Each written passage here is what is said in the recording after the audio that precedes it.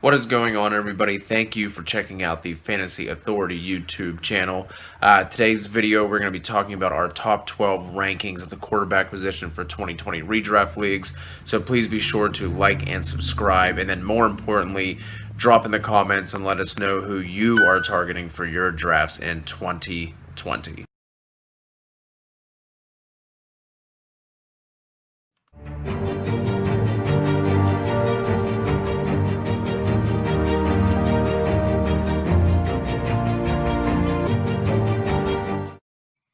So with that, let's go ahead and just jump right into it, right? Let's talk about our top 12 quarterbacks, our consensus top 12 quarterbacks. You can find on our website at thefantasyauthority.com. It's right on the homepage. You can click the rankings and you can see exactly what we got going on. Of course, Cody is slacked and only has the quarterbacks done right now. I have all of them done. I have half point and full point PPR and I don't do standard because this isn't 2001.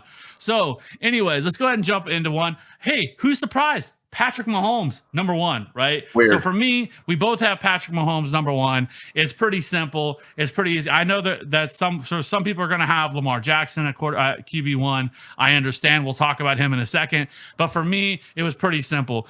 Despite the fact that he only played in 14 games, despite the fact that he had a high ankle sprain for the first part of the season, then dislocated his kneecap, he still was fifth in fantasy points per game.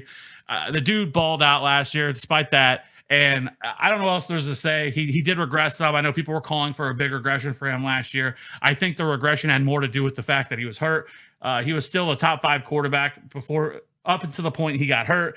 Heading into this season, there is some red flags with him where people will say that, the Chiefs have the toughest quarterback schedule for any quarterback this year, but they do have the 8th easiest schedule for weeks 14 through 16. But overall, it's Patrick Mahomes. He is schedule proof, right? Yeah, I mean, he's one of those guys where you don't look into who he's playing, what the schedule is. The only thing you worry about with him is the ADP and whether or not you want to spend that early capital. But like you said, it's pretty cut and dry with Mahomes. He is the number one, going right now with an ADP of 205. So just a quick aside, and we'll move on down the list. Are you spending that capital on Patrick Mahomes? Are you going to be drafting him at the mid to early second? No, I mean we talk about it all the time, right? And it's gonna happen. People are gonna take him. People are gonna take him and Lamar Jackson. Both of them are going in the second round. To me, that's a little bit ridiculous, in my opinion, to take either one of them in the second round. Unless we're talking super flex, it's a different ball game. But if we're talking about single quarterback, we say it every year: late round quarterback, late round quarterback, late round quarterback. I don't know why these guys haven't been pushed down further because of it's just become so standard now with late round quarterback. But no, I will have 0 Patrick Mahomes. I will have 0 Lamar Jackson. The only time I would be playing them is in the DFS streets. At what point would Mahomes have to get to? Like, when is the earliest that you would pull the trigger on a quarterback that early?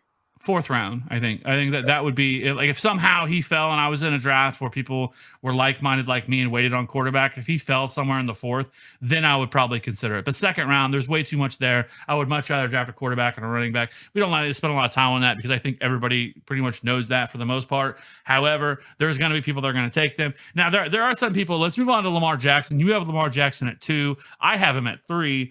And so, which for some people that may be hot, or coming in a little hot with Lamar Jackson. We'll talk about that let's talk about him now, I guess. So last year he had a fucking unbelievable season, right? He finished the first in fantasy points per game, 27.8. It wasn't even close to the next guy. In terms of, I think he had 4 or 5 more points a game than what everybody else did. He was essentially like an RB1 with a quarterback, right? Because he had 36 passing touchdowns, 1,200 rushing yards, 7 rushing touchdowns, 27 red zone carries. He was number 2 in true passer rating, 5th in average air yards. Like, the dude just balled last year, right? And I don't like talking about regression because I think it's ridiculous. Like, yes, he is going to regress. Like, that's not surprising. If anybody expects he's going to throw over 3,600 or 36 touchdowns along with 1,200 rushing yards, it's not going to happen. He's gonna fall a little bit more back down to earth a little bit. I'm not expecting a huge drop off or anything like that where he's not going to be drafted. He's not going to be a top 12 quarterback. No, I have him at QB3. There's a reason I have Dak Prescott ahead of him. But for me, I love Lamar Jackson. I won't have any of them because he's going in the second round. And to be honest with you, I would much rather have Dak Prescott, who's going in the 6th round. Yeah, that's I could easily be persuaded to make that same move and put Dak at 2. That, like you said, the thing with Lamar is that regression is gonna happen. 9% touchdown rate last year. So I went back and looked at just like the past couple of years to see how this changes and if it changes. 2016, Matt Ryan was the only quarterback that had a touchdown percentage over 7. 2017, it dropped down to 3.8. And then in 2017, Wentz was the only one with a touchdown rate over 7%. It was at 7.5. Following year went to 5.2. 2018 was the year that Patty Mahomes busted out. He had that 8.6% touchdown rate. Following year went down to 5.4. So it's just something that's going to happen. It's just a natural thing that, you know what I mean, when you have a quarterback with that high of a touchdown rate. How far is it going to drop? That's yet to be seen. I do think with the way that they've been using Mahomes, the way they've been using Lamar Jackson in Baltimore is that they seem to be bringing him along the correct way, right? Like his rookie year is basically just all running, minimal passing. They added a little bit more. So if he can grow that a little bit next year, I think that might soften the blow.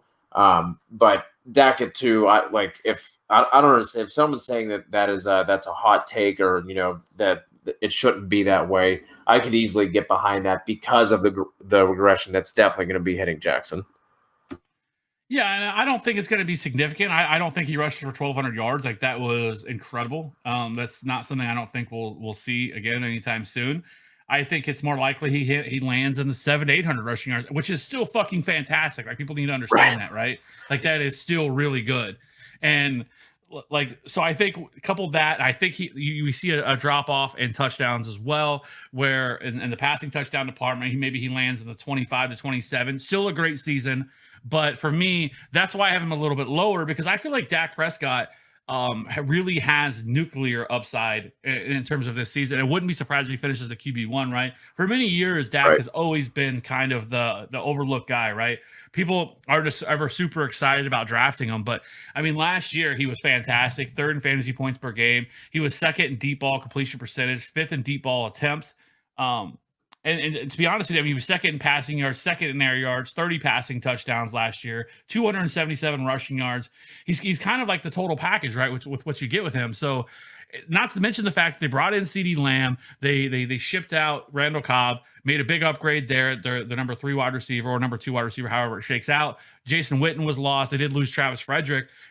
Obviously brought in Mike McCarthy. They said they're not going to touch the offense, but this offense is pretty much the same. I think there's a lot of room to grow. Throw in CeeDee Lamb. Not to mention the fact that they have the 2nd best schedule for quarterbacks as well. Dak Prescott does. So I really like Dak Prescott a lot. Like I said, 6th round, like, I would start to think about it. If he was sitting there in a draft in 6th, 7th round for me, I would be a little tempted not to take him. I'm typically a guy that doesn't draft a quarterback until the 10th, 11th, 12th round, or maybe even later, 15th round, depending on how the draft shakes out and depending on who's on the board. But if he was sitting there in the 6th, 7th round, I would have a hard time not considering it. Yeah, like you said, that's something. When it comes to me and taking a quarterback early like that, it's all going to depend on what the majority of the other guys are doing.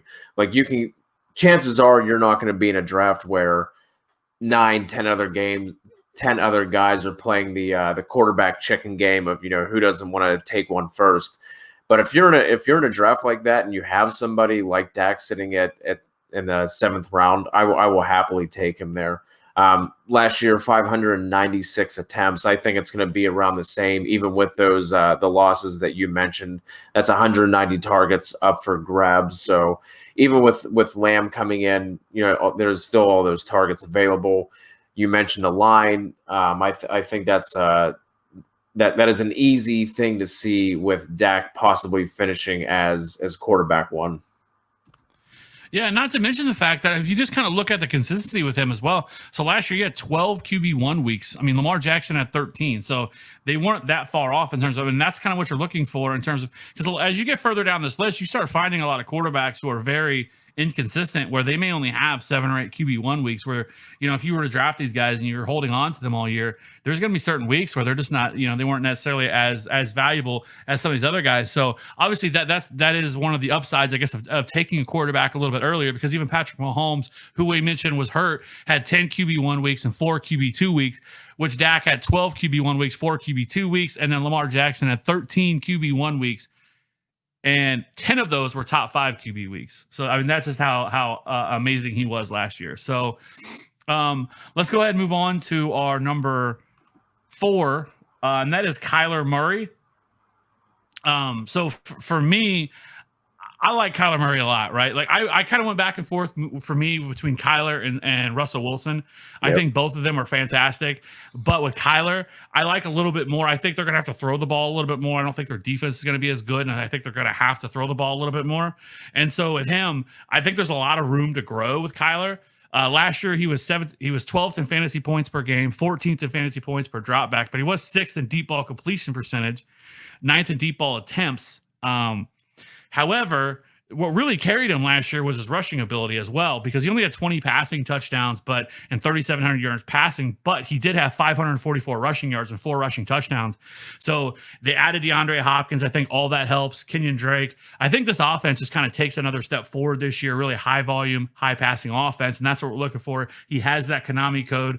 Shout out Rich Rebar with that one every time. But I mean, that's kind of what you're looking for from your fantasy quarterback. And, somebody that possesses that kind of upside with the fact that he's able to use his legs as well. So, I mean, I love Kyler Murray, and I just have him slightly above because I like the weapons a little bit more. And I think they're just a team that's going to have to throw the ball a little bit more. Yeah, I mean, I agree. That's something that we have been talking about all offseason, especially with the addition of D-Hop, is that we think we see that, the Kingsbury offense implemented a little bit more vertical shots. It's what we thought we were going to be getting with Kingsbury coming in anyway. Kyler last year he only had 5 QB1 weeks, but he still finishes QB7 overall. Like I said, we've been talking about the vertical shots coming in more. He was 15th in completed air yards and 18th in pass attempt distance. So I see both of those going up. And if he can, obviously if the increase in his QB1 weeks come up, he could be easily looking at a QB2-3 kind of finish in 2020. No, I think there is a lot to like there with him. So let's move over to Russell Wilson. Russell Wilson, again, is just always undervalued in terms of the NFL, by his own damn team. Let's be honest, right? Like, yeah, they just continually have wasted this man's career away. They've never really fully unleashed him for multiple seasons. I never have understood why. He's arguably the second or third best quarterback in terms of talent in the league, in my opinion. For sure. And he is always so damn efficient. Like last year, he was his 20.4 fantasy points per game was 5th. He was 5th in fantasy points per drop back. He averaged 8 air yards per attempt, which was 8th. He just does everything really well. He doesn't rush the ball as much as he used to, but he still had 342 rushing yards, which was 6th most, and 3 rushing touchdowns. As we mentioned, we know that Seattle wants to run the ball. That is their name of their game. They brought in Carlos Hyde, another running back. That's just what they needed. And then they decided to bring in Greg Olsen to that offense. But as we talked about with Tyler Lockett, which we'll talk about when we get to wide receivers, which to me feels very undervalued this year, and then DK Metcalf. So there's a lot to like here with this offense. Obviously, Russell Wilson, if you wanted to put him at 3, you wanted to put him at 4, I wouldn't hate you for it. I just had Kyler Murray slightly above him. That was the same one I kept going back and forth on as well. And maybe I will be buying into this too much, but I'm fully on board with the squeaky wheel narrative. Like, we've never seen Russ actually talk out and, mention like we should be, running a faster pace. We should be throwing the ball more. And I do think that he has enough of Pete Carroll's respect that Pete Carroll might bend a little. Like, I don't think they're going to become some crazy run and gun, high octane, crazy offense. But if they increase that a little bit, man, like that, like you were talking with how efficient he's been his entire career. I was talking about the touchdown percentage a little bit earlier and how that tends to fluctuate kind of all over the board with some quarterbacks. In his career, he has only had 2 years with a sub 6% touchdown percentage. So they're like, if they would just open this up just a little bit, like 3, 4, 5 more attempts per game, I think that can go a long way with Russ Wilson. He's someone else who could easily be up there in that QB2, QB3 conversation by the end of the year. Oh, For 100%. fantasy purposes. Yeah, 100%. I mean, he could win the MVP. I mean, the dude's a beast, and it's just been the He's fact so that, good. and then it doesn't help either that they've never surrounded him really with a good offensive line. Their offensive line was 28th in pass protection last year. I mean, there's every year it's like this, and it's like they don't ever care about their offensive line. I've never understood it, and I think a lot of it has to do with the fact that Russell Wilson has been such a magician back there and can escape the pocket, and he's been able to do all these things and kind of carry the offense. So they've been able to kind of invest at other positions on the field. So I don't know. Eventually it's going to come back to haunt him. He could end up getting seriously hurt one day. I hope not. I love Russell Wilson. And so I don't know. But yeah, so we have him at QB5. I think then we differ a little bit here because I have our consensus right now is Drew Brees at QB6, right? Mm-hmm. I believe you have him a little lower, don't you? Yes, I believe I have him at 8 or 9. Let me Yes, pull up these here. Yep, I got him up. So I have him at QB6. You have him at QB9. This is another one that I kind of went back and forth with on how I was going to do this, but I still think Drew Brees has a lot left in the tank. He played in 11 games last year. We know he missed some time. Teddy Bridgewater filled in for him, but he was still fantastic last year. I mean, he still finished with 20.4 fantasy points per game, which was 5th. On a team that was kind of middle of the road with 37.9 pass plays per game. They're a very balanced offense. But I mean, the only thing that he didn't, I mean, you could say that last year they didn't throw the ball deep. He didn't throw the ball deep as much. He only had 33 deep attempts, which was 30th in the league. However, obviously some of that's factoring in the fact that he missed 5 games, but he was still 42.4 deep ball completion percentage, his 112.0 true passer rating. And of those weeks that he played, 7 were QB1 weeks, only 2 QB2 weeks and 1 QB3 week, which I think was one of the weeks when he got knocked out. So there's still lots to like with Drew Brees. They obviously brought in another wide receiver with Emmanuel Sanders. Everybody, all the pieces are still there. Michael Thomas, obviously, Alvin Kamara. We'll see what happens with him as long as he doesn't hold out. So this whole offense is still intact. They have a pretty decent schedule. So I like Drew Brees a lot. I thought about going with somebody else like a Carson Wentz here, but I ended up going with Drew Brees. I don't hate that. For me, the whole thing is his attempts have just been dropping for the past couple of years. Obviously, last year he didn't play a full 16.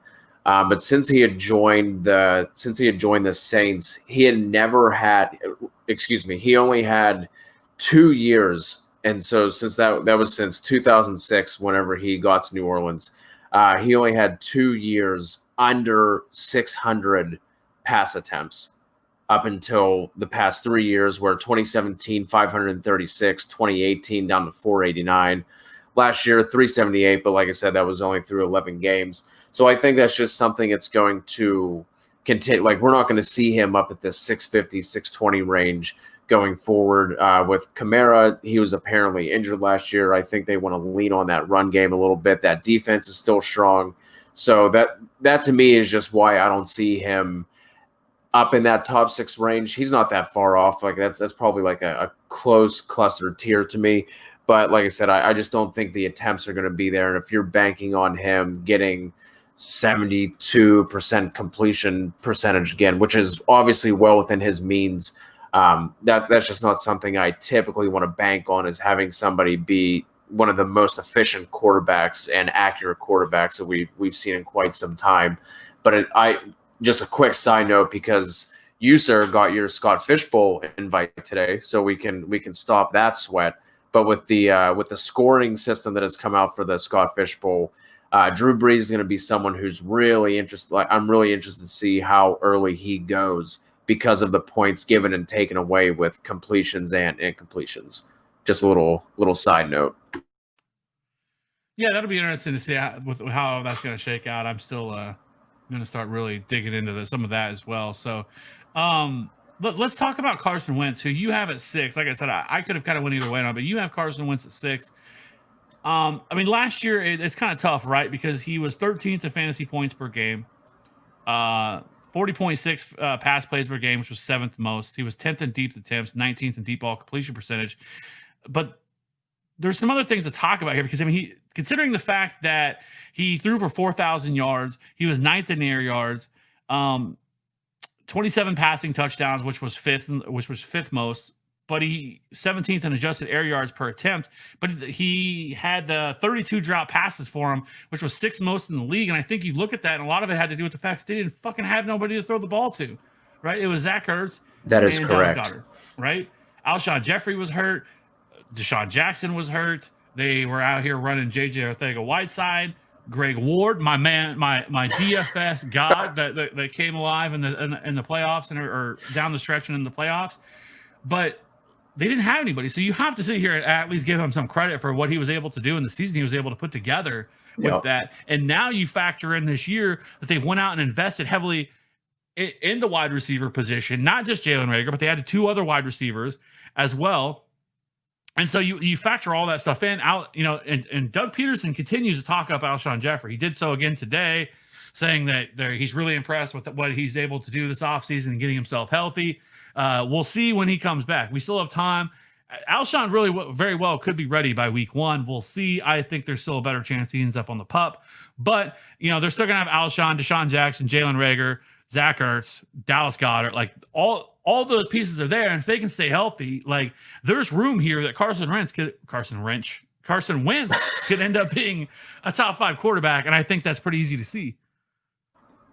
Yeah, for sure. Like what I'm buying into here is the bounce back, and with everything that went wrong for them last year, he still had a super respectable year in terms of fantasy wise. I mean, half of his games he was a QB1 during the season.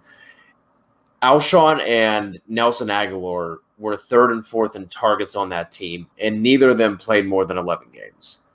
Miles Sanders was 3rd on the team with reception and receiving yards. Like he had 2 tight ends leading that team. Now, granted, 2 super talented tight ends that they deserve all that, but I mean, I think Reagor provides a huge boost to that receiving core. If Deshaun Jackson can be healthy, Marquise Goodwin can, I might be more of a DFS kind of dart throw kind of play.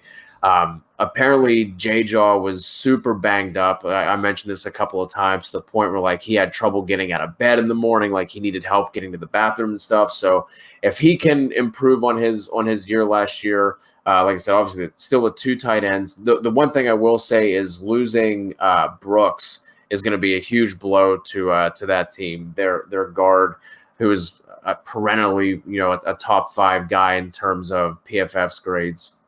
So that will be a big blow to them, especially at this time of the year and with everything that is not going on because of COVID and Corona and all that. So it'll be interesting to see how much that affects them. But I just think with the improvements they've made, and if some of those guys can take a step up, that's going to be a huge boost. And he's someone who, when he is healthy, he's been one of the best quarterbacks in this league. And I think if he can stay healthy for 14, 15, 16 games, he's another guy who I could easily see that I would not be surprised about if they're in the top 3 fantasy finishes at the end of the year. Yeah, and then I think you look at them and you say that the fact that what was I going to say? I fucking forgot what I was going to fucking say. Yeah, I don't know. So we'll see with that, right? I don't fucking know where I was going with that. I clearly had something to say. I really did. But anyways, let's just move on. Let's move on, right? After I fuck that up. So Deshaun Watson, right? He is the kind of the wild card. Oh, I know what I was going to say. Especially with Carson Wentz going in the 9th round, I think with the value that you're able to get from him and the upside that he brings with the table is what I was going to say. I think 9th round is a little late for him. So if he's still going in the 9th round whenever I'm on the board, like it's going to be, again, another guy that's going to be really hard for me to pass on just because I think he has some significant upside. So let's go on to Deshaun Watson. Last year, the biggest obvious loss here is DeAndre Hopkins, right? You lose him. They did replace him though with Randall Cobb. So there is that, right? So that's not a huge drop off or anything like that. But with Deshaun Watson, his 21.2 fantasy points per game were 2nd most. He was 5th in fantasy points per drop back. They also brought in David Johnson, and it's going to be he's so tough to look at because one, Will Fuller can never stay healthy. So if Will Fuller gets hurt, now what are we running out here?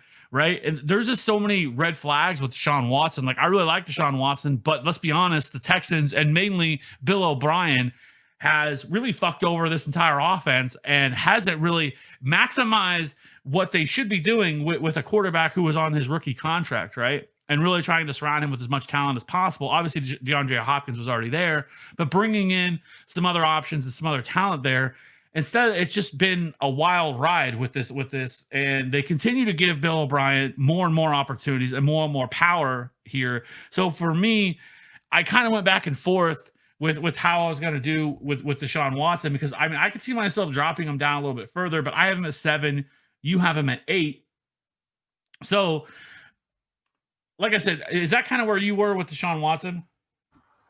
Yeah, man, there's just so many unknowns with that receiving group in general. Then you add in the health issues. Nothing exciting at tight end either. They have a couple of guys who seem to like trade off weeks, and they're injured as well. I mean, if there's a legitimate chance we could be looking at Randall Cobb and Kenny Stills as the number 1 and 2 receiver by the end of the year. If Cooks takes one wrong hit, he could be done. If Fuller bangs up his hamstring again or has those lingering soft tissue issues, he could be out for weeks. And, a guy like that who he's not just a speed guy, but that is a big part of his game. Now you're adding in a lingering hamstring injury. Who knows how effective he would be if he's trying to bounce back. So this is the year where we're going to find out just how good Deshaun Watson is. I think he can elevate this room, but man, if one or two of those guys go down, and like I said, you're looking at Kenny Stills and Randall Cobb as the 1 and 2 at the end of the year. That's tough, man. The one upside that I will say Deshaun Watson still has for him is the Konami code that he still is able to use his legs. He had 413 rushing yards, 7 rushing touchdowns last year, and he was 4th in rush attempts among quarterbacks. So 16 red zone carries. So there is that as well to kind of elevate him a little bit. I think he's going to be running the ball a little bit more than what he's used to. So we'll see how this plays out here with this team. I don't have a lot of faith. I think this defense is going to be really bad as well in Houston. So they've tried about everything they could do to throw away every draft pick that they could get. So I don't know. So I think we're kind of on the same page with Deshaun Watson as well. Now, here is kind of where we differ a little bit among our rankings, because for me, Matt Ryan comes in at 9, but I have him at 10 and you have him at 7. So talk to me a little bit about Matt Ryan. Yeah, I think, we were talking about Russell Wilson just being one of those guys who just seems to be undervalued year over year. And I think it's the same thing with Matt Ryan. If you look at what he's done basically over his whole career now, he does seem to kind of have that thing where it's just like, like a QB 2 season followed by like a QB 13 and a QB 3 and then a QB 11, one of those kind of things. But even though they added Todd Gurley, there's still questions with the run game and how effective that's going to be. And if Gurley goes down or misses any extended periods or a couple weeks here and there, we saw it last year that there's not much they're going to be able to rely on there. I think he was 2nd or 3rd in the league in terms of completion percentage from a clean pocket, and that was with that offensive line kind of being banged up and moved around. A couple pieces moving around here and there. So if that offensive line can come together, that's obviously going to be a huge help for him and the run game. They have the defensive additions that, it's going to improve that unit, but they're still not going to be a shutdown group by any means. That's a high octane division. This is just something where I see the attempts and his history with Dirk Cutter as the OC they've always been a pass first kind of offense. It's not going to stop here. Obviously, with Hayden Hurst coming in to fill the role from Austin Hooper last year, I love that addition for that team. So that's just something where I think you have Julio, you have Calvin Ridley, who some people are talking about. I know you're really high on him. I think Evan Silva has him as like wide receiver 8 or something. He has him as a top 10 guy this year, going along with Julio Jones. So I just love this offense in general, and obviously Matt Ryan is going to be the driving force behind that. So he's someone that I'm super high on. I was a little surprised to see that where he was landing in terms of the of Fantasy Pros consensus rankings. I thought I was going to be much higher on Matt Ryan compared to the field, but as of right now, he is the consensus QB8. So, I mean, obviously, you're not too far off of him. You only have a couple spots down. I only have him I only have him one spot higher. But I was a little surprised to see that. What do you have concerns, or they're just the other guys you like ahead of him just a little bit better? Well, so there are things that I really like, and obviously, like you mentioned, is the fact of how bad that defense is. I think the division they play is going to play a factor with how much they're going to have to throw the ball. They were already first in pass plays per game last year. There is some things that worry me a little bit. I don't put too much stock into schedules, but I mean, they do have a very tough schedules this year. It's the 30th hardest schedule among quarterbacks. I think that plays somewhat of a factor into it. And to be honest with you, I mean, you look at them, and last year there was supposed to be really a smash year for him. I mean, he finished 10th with 17.7 fantasy points per game, but he was 0.38, which was 22nd in fantasy points per drop back. Now, it hurts him the fact that he does not really use his legs. Only 147 rushing yards and 1 rushing touchdown. Obviously, he's not somebody that's ever known for that. But, I mean, 26 passing touchdowns, his 4,400 passing yards, which we know that the dude was fucking crushes. I think he had like 10 300-yard games last year. But he only had 6 QB1 weeks last year, which was a little surprising me when I started really looking into it. 8 QB2 weeks and 1 QB3 week last year. And that's kind of what you expect with Matt Ryan. Like, I don't think he is somebody that I wouldn't hate to have him. Like, if I ended up getting him, if I could get him in like the 10th or 11th round or something like that, I wouldn't hate it at all. I like the weapons with Julio and Calvin Ridley and Hunter Hurst. I think the passing volume is going to be there. But just efficiency sometimes kills me. And he has never been very good in terms of red zone. I mean, last year he was 36th in red zone completion percentage last year, which is a bit of a issue with him. Obviously, Julio had never been a guy who's gotten many opportunities. You always wonder, I've never thought it was a Julio thing. That would be ridiculous. I've always kind of thought it's been something that's hurt Matt Ryan. So we'll see. And then with the addition with Todd Gurley, I think that does help the offense a little bit with what they had last year at the running back position. So I do like Matt Ryan, but some of these other guys I like a little bit more. And one of them for me is Matt Stafford, right? I think I'm higher on him than just about anybody I've seen. I have him at QB8. And you have him at QB10, which isn't that low, which is probably still higher than probably most of the consensus on Matt Stafford. But I absolutely love some Matthew Stafford this year. If you go back, now it was a very small sample size with him, but in 8 games, he averaged 20.8 fantasy points per game. His fantasy points per dropback was 5th best. He had top 5 quarterback. He was top 5 quarterback in 6 of 8 weeks last year. So there's really a lot to like here with this team. And they pretty much bring the entire offense back. They added DeAndre Swift, obviously. So I really like Matthew Stafford. Matthew Stafford's another one of those guys that is always undervalued, always underlooked. Like, he is going ridiculously low right now in terms of where I think he should be going. I think he's going like in the 10th round in terms of ADP, 10th or 11th round. And I just think that's a little bit ridiculous with some of the guys that are going ahead of him. And I think he's kind of a lock as a QB1, right? And when I'm drafting, he's the first guy, if I'm, in the later rounds, that I am locking in, that I want to get my hands on. Yeah, I really like Stafford this year as well. You were talking about his ADP a little bit. As of right now, that is at 10.02, coming off it as QB 13 according to FF Calculator. If you look at what he was doing last year, he was QB 6 through week 9. Then obviously he had the injury. QB 3 in points per game. He averaged 36 attempts per game. He's someone who, you're not going to get too much disagreement out of me. He's someone I also really like. Obviously, our guy, Derek Brown, is also high on him as well.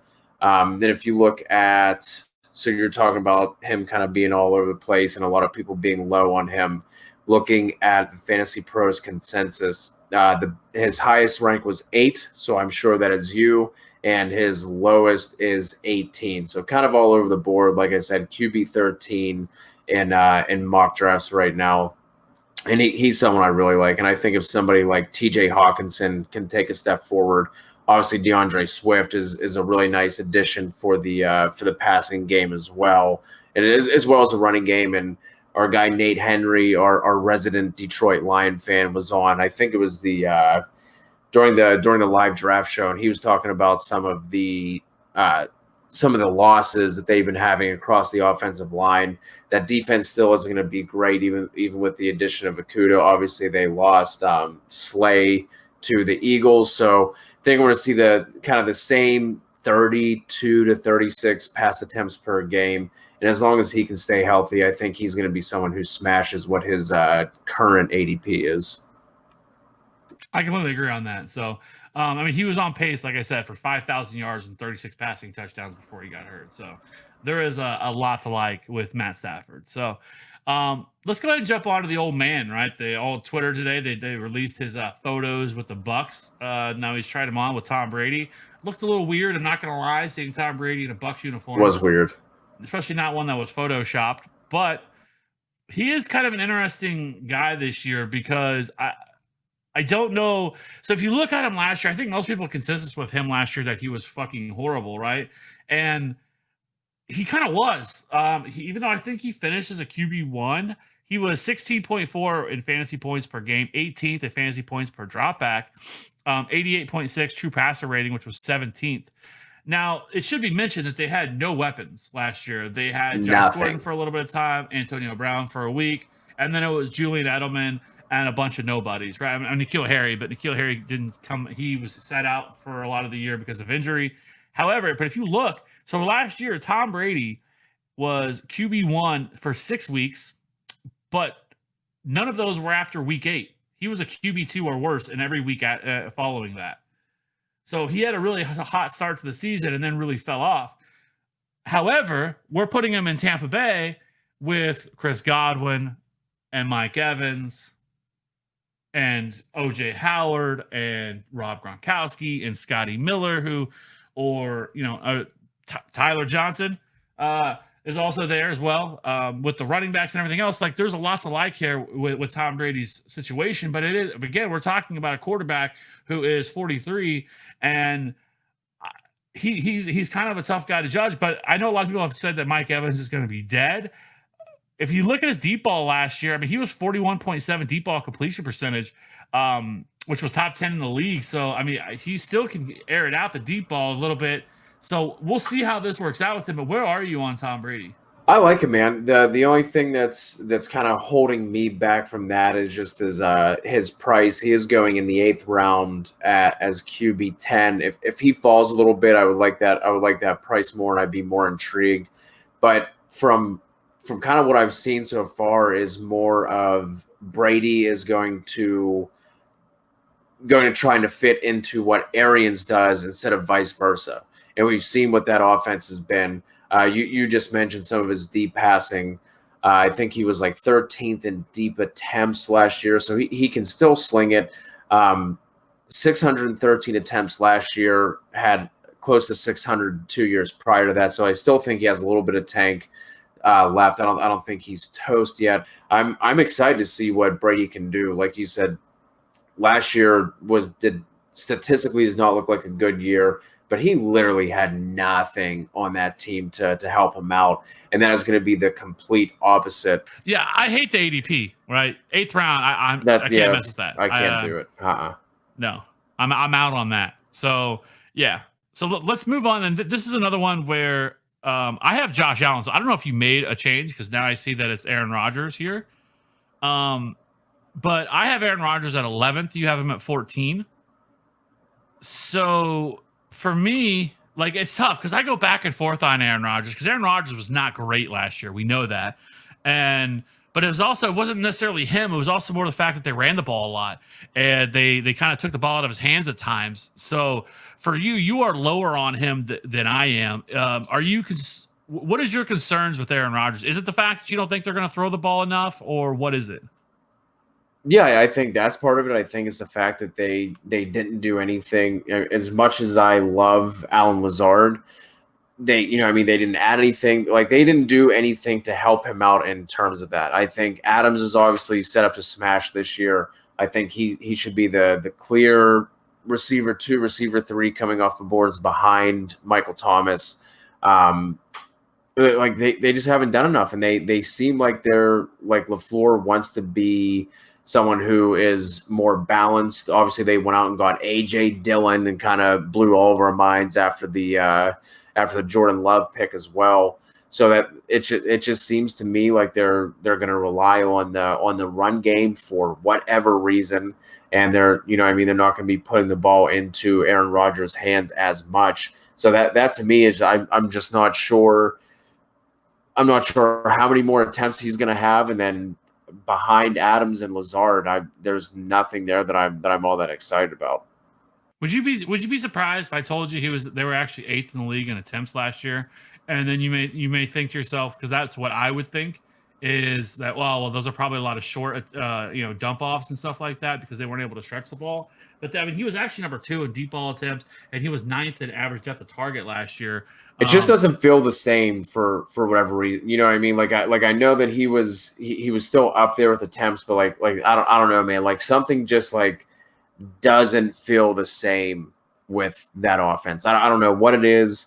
There's nothing statistical I have to really back this up. It's more of like a gut feel. And like I said, I don't know what it is, but like you don't something think that you. I mean, I know this is like completely narrative, but you don't think you're gonna get pissed off? Like, let me show you motherfuckers who just drafted my backup why I'm still the man, Aaron Rodgers. Because Aaron Rodgers is definitely that guy. Like there's a lot of players that probably wouldn't be that guy who are going to come out and do that, but he's that guy. He's that guy that I'm going to shove it down your throat and tell you why, and show you why I'm still one of the best quarterbacks in the league. I am 1,000% here for Rogue Rodgers season, just calling whatever fucking plays he wants and just just literally doing whatever he wants. I can see that, but like I said, like that's just something something doesn't smell right. Well, so I think it's there's something weird in the air. Well, it's because they didn't do anything to improve this offense. I mean, they added, like you mentioned, AJ Dillon. It's Devontae Adams. If anything happens to them, we're back to running out Allen Lazard and Marquez Valdez-Scantling and Equanimeous St. Brown, who got hurt last year. But I don't know. Maybe one of these guys does come on and become a viable wide receiver too. I know he's really talked up Allen Lazard. We'll see on Equanimeous St. Brown.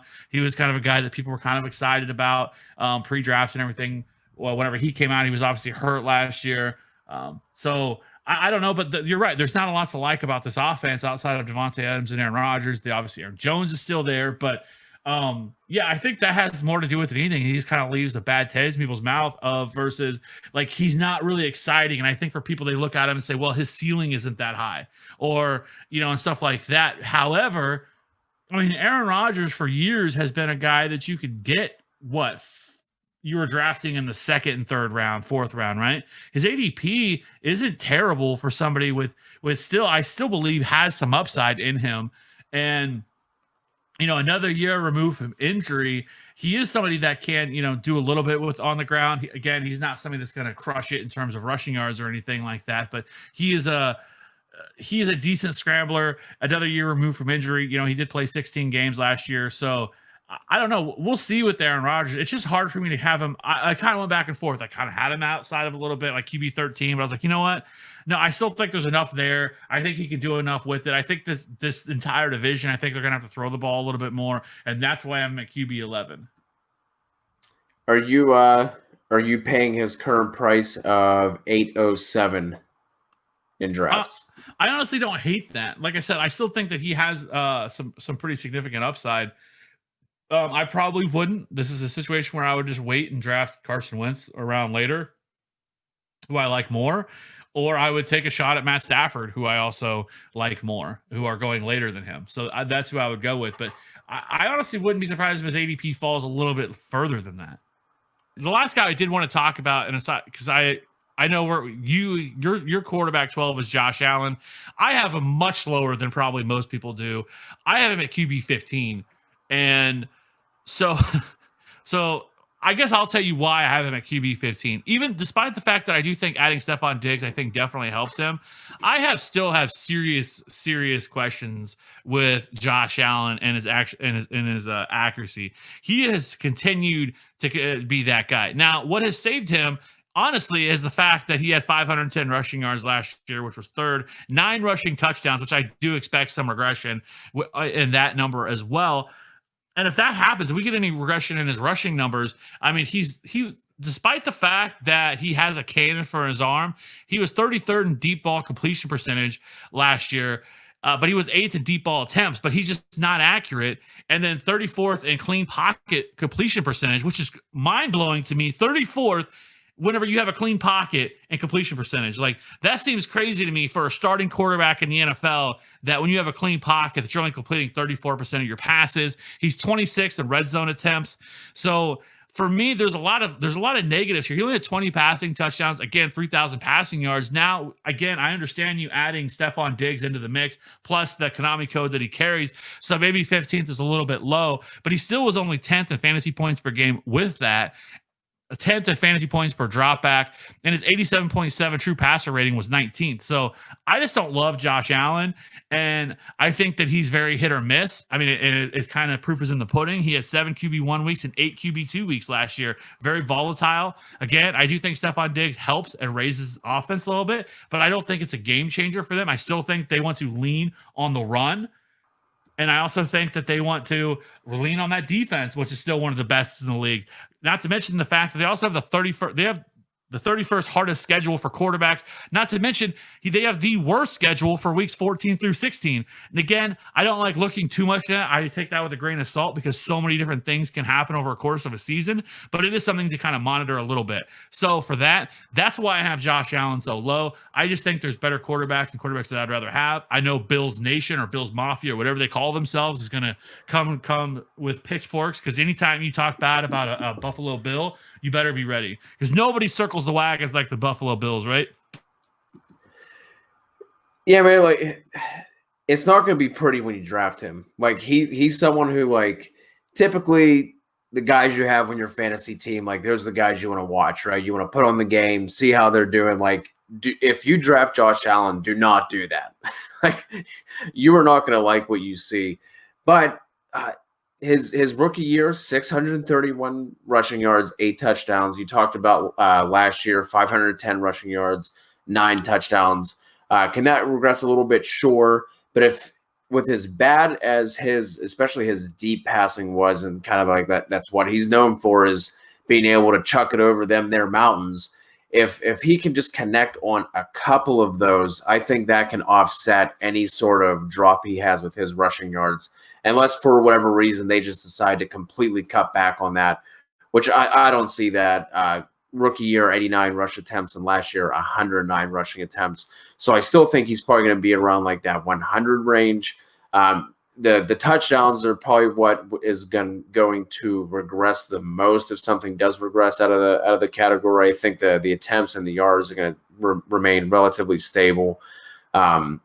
Like I said, if he can just hit on a couple of those deep passes, Stephon Diggs definitely helps. But again, he's not the most accurate guy. So I think if you thought you saw some blow-ups in Minnesota with Steph Diggs and Kirk Cousins, I think we are in for a treat whenever, he's 5 yards away from Josh Allen. He throws it, out of the stadium.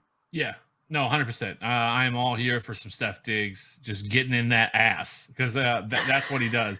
He does not put up with it for too long, and eventually he is going to explode, because they do have some decent weapons. Steph Diggs, John Brown, who is always criminally undervalued, Cole Beasley in the slot. Like, I think Dawson Knox is a nice addition. I don't know. We could see him take a step forward, but the dude has just never been accurate unless he's been able to correct some of that. Is my biggest concern with them. But like I said, what gives him a decent floor every week is the fact that that he has that ability to pick up yards on the ground. So I don't know. That's why I have him a little bit lower than some of the other guys that I have ahead of him. But so I think that wraps up our top 12 quarterbacks discussion.